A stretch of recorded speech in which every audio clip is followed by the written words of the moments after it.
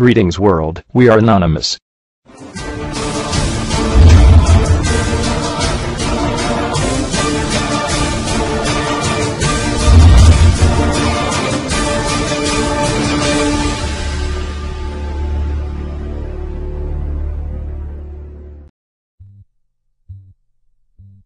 Saludos mundo. Anonymous somos un colectivo de individuos independientes, sin líder y sin que nadie nos dirija.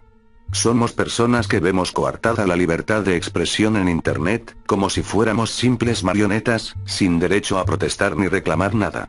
Pero se equivocan. Hemos dicho basta, nos hemos rebelado contra un sistema que nos creía dormidos y sumisos, que pensaba que sus actos serían impunes y la verdad ocultada para siempre. Este sistema es el mismo que castiga a quienes intentan decir la verdad. Por esto queremos dar a conocer al pueblo mexicano, y al mundo nuestra decisión y reflexión a través de la siguiente declaración.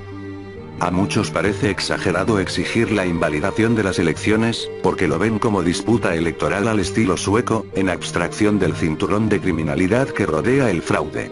No obstante, se trata de políticos y medios amafiados no solo para legitimar la elección, sino para disimular el golpe de Estado que se está perpetrando. Mientras tiene lugar la calificación del Tribunal Electoral sobre los miles de delitos cometidos por el PRI para imponer a su candidato Enrique Peña Nieto como presidente, se puede observar la semejanza de la crisis política que vive México con la Checoslovaquia de 1989, o con el terror que vivió El Salvador, 10 años antes. En Checoslovaquia, las multitudes exigían en las plazas públicas acabar con el totalitarismo.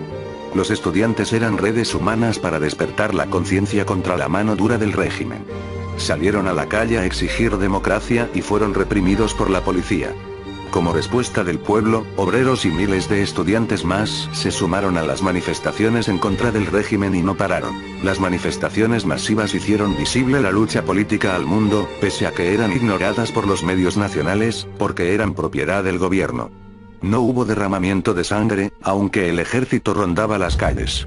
Los militares estaban listos para defender al régimen, pero no para disparar contra civiles. En aquella Checoslovaquia, increíblemente como en el México de hoy, también hubo fervorosas ovaciones por el ciudadano medio que tenía una idea predominante del orden como base de lo justo, y privilegiado en la burocracia del régimen vivía en su zona confort. Incluso el discurso del poder totalitario seducía a sus seguidores de mayor precariedad económica con el tema de la eficiencia para resolver problemas que la democracia no tendría condiciones para resolver. Y aún así las multitudes no dejaban de rugir contra la represión y el encarcelamiento de sus compañeros, opositores y activistas, contra la confiscación de bienes, contra la depredación sistemática al pueblo, mientras el régimen hacía esfuerzos sin descanso para crear una imagen de aparente unidad al mundo. México 2012. El PRI nunca ha dejado de tener el poder. Hay suficientes elementos de análisis para sostener que las alternancias gubernamentales fueron acordadas, convenidas con la simulación de oposición panista. Para muchos mexicanos esto no es novedad. A la distancia que nos da el tiempo, lo vemos más claro. Carlos Salinas de Gortari asumió el poder presidencial en 1988, por medio de un fraude electoral. En aquel tiempo, el IFE recién creado como tal, actuó igual que ahora, minimizando el fraude y poniéndose a las órdenes de Salinas. Ni tampoco ha dejado de utilizar intelectuales y periodistas que sin pudor ponen su nombre para darle credibilidad al performance de la transición. El legislativo también se ha sometido sin chistar. Y esos 6 años del PRI fueron depredación, represión, magnicidios y masacres silenciadas. Salinas, como el régimen totalitario, también hizo un esfuerzo especial por mantener la imagen de una nación dinámica frente al mundo, y se encargaba casi personalmente de mantener a los medios contentos, muy contentos. Fue la diferencia con sus sucesores. En los siguientes 12 años no cambió nada, excepto que a la clase política se le soltó el cinismo. Los políticos con más avaricia se convirtieron en narcotraficantes, y los narcos querían saber lo que era el poder del erario, ambos sin disimularlo. Así se crearon los compadrazgos entre funcionarios públicos y líderes de los cárteles, se compraron curules y cargos públicos, volvieron adicto al ejército, sicarios a los federales, quitaron del camino a quien estorbaba sus planes, desde Luis Donaldo Colosio hasta valientes líderes de sindicatos, jueces honestos y activistas de derechos humanos. Y siguieron manteniendo contentos, muy contentos, a los medios. Este es el contexto del México que enfrentamos hoy, un régimen secuestrado por el narcopoder desde 1988. Un México donde los ciudadanos tienen que adaptarse al molde que oficialmente se impone por seguridad. Al mínimo desacuerdo, se aplica la fuerza, se lanza la amenaza de muerte. Y si se persiste, la muerte misma, como medida de terror. El narcopoder no puede mantener este régimen sin policías ni militares drogados, solo así pueden cruzar la línea y perpetrar feminicidios y asesinar sin vacilación a jóvenes inocentes. El narcopoder necesita de un poder judicial subyugado con riquezas, propiedades, viajes, con becas totales para sus hijos en las escuelas privadas de élite en Europa. Todo esto porque necesitan que los magistrados les garanticen impunidad. El narcopoder necesita diputados y senadores dependientes del alcohol y de la cocaína para volverlos sumisos. Un asunto doméstico ya entre ellos, como el de las casas de prostitución a domicilio de Polanco. Los más perversos se convierten en depredadores sexuales de niños y jovencitas adolescentes, como ya han sido denunciados por Lidia Cacho, a quien para evitar matarla porque eso distraería mucho por ahora, la expulsaron del país con amenazas. La propia realidad de los legisladores, pues, los pone de rodillas al narcopoder. En este escenario surgió hace 6 años la única posibilidad de transformación. El triunfo electoral, pacífico, de Andrés Manuel López Obrador. Pero se le dio la espalda. Ahora, en esta elección del 2012, los partidos políticos, voraces y sometidos, trabajaron tanto en aparentar la democracia, que los delitos electorales se les desbordaron. Los medios, sirvientes corruptos y arrogantes, fueron incompetentes en legitimar el 1 y 2 de julio el supuesto triunfo de Peña, porque no pudieron competir con la información que daban las redes sociales, una pesadilla para los criminales. No hay que olvidar que el lavado de dinero es un crimen que se persigue internacionalmente, y está estrechamente vinculado con mafias que cometen otros crímenes no de menor gravedad, como desapariciones forzadas, tráfico de drogas y corrupción de autoridades. No es pues, un asunto meramente financiero, de rebase de tope de campaña en lo que incurrió el PRI, aunque los medios lo callen y el IFE insista en ignorarlo. A muchos mexicanos les parece exagerado exigir la invalidación de las elecciones, porque lo ven como un asunto de disputa electoral al estilo sueco, en abstracción del cinturón de criminalidad que rodea el fraude. No obstante, se trata de políticos y medios amafiados no solo para legitimar la elección, sino para disimular el golpe de Estado que se está perpetrando. El golpe lo están dando los magistrados que simulan calificar la elección, cuando lo que está en juego es un crimen de índole judicial.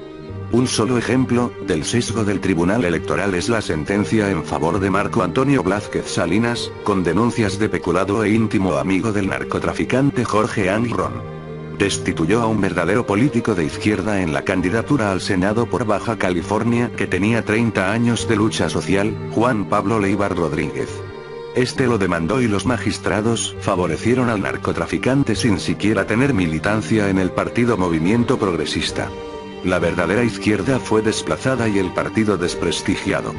Menciono uno de los casos menos conocidos. El golpe lo está dando el IFE, el principal sirviente de Salinas de Gortari, Leonardo Valdés Zurita, con descarado cinismo, que se ha convertido en el defensor del PRI en flagrante violación de los derechos políticos de los mexicanos. El golpe lo están dando las cúpulas de los partidos políticos que simularon ser oposición y dejaron filtrar a narcotraficantes y a corruptos de Televisa. El golpe lo está dando Enrique Peña Nieto, que sin haber ganado la elección, e ignorando toda demanda en su contra, con expediente abierto en la Comisión Interamericana de Derechos Humanos por los atentados contra su expareja homosexual, con expediente abierto ante la Comisión Nacional de Derechos Humanos por el mismo caso y por el de Atenco, con denuncias de financiamiento ilegal de su campaña, lavado de dinero y peculado, ya está fungiendo como presidente.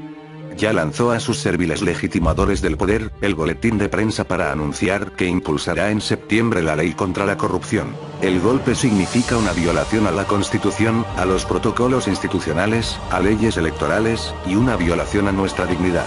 A diferencia de México, en Checoslovaquia, los medios fueron el punto de inflexión en el cambio del sistema, porque advirtieron que se pondrían en paro nacional junto al pueblo si no los dejaban transmitir las noticias con veracidad. Hoy, los mexicanos no contamos con los medios, pero tenemos las redes sociales que a pesar de no llegar a toda la población mexicana, somos millones que hemos despertado y nos hemos sumado a las convocatorias de conciencia. Es nuestro poder independiente, libre, global, que el narcopoder no puede tocar, y menos a quienes estamos fuera de México. Ya lo demostramos en todo el proceso electoral, ahora falta en la defensa de la democracia. México necesita el apoyo hoy. Y no necesitamos armas. Necesitamos solidez y valor para parar este golpe. La lucha no puede ser solo política, porque ellos son una mafia que recurre al tráfico de influencias y corrupción. La lucha tiene que ser ahora también económica. Las movilizaciones masivas son indispensables para llamar la atención del mundo sobre lo que sucede y para mostrar nuestra fuerza y autoestima colectiva, pero la ofensiva final tiene que incluir la huelga general. Es necesario para cerrar la llave del erario y como presión para que invaliden la elección. Lo que derrocó el régimen totalitario después de que iniciaron las primeras manifestaciones en Checoslovaquia, fue la huelga que paralizó al país el 27 de noviembre de 1989. El régimen no lo resistió. El narcopoder tampoco lo resistiría. Pensemos juntos, el golpe ya está aquí. Así que para terminar, queremos hacer un llamado a todos los ciudadanos de México y del mundo que tenga conciencia social y los que no, para que se impliquen y continúen manifestándose. Cada cual en su propio ámbito, cada uno con su nivel de compromiso, para que entre todos podamos destruir la censura, la corrupción, el abuso de poder y podamos vivir en libertad de expresión, unidos como uno, divididos por cero. Somos Anonymous. Somos Legión. No olvidamos. No perdonamos. Esperanos. Greetings world, we are anonymous.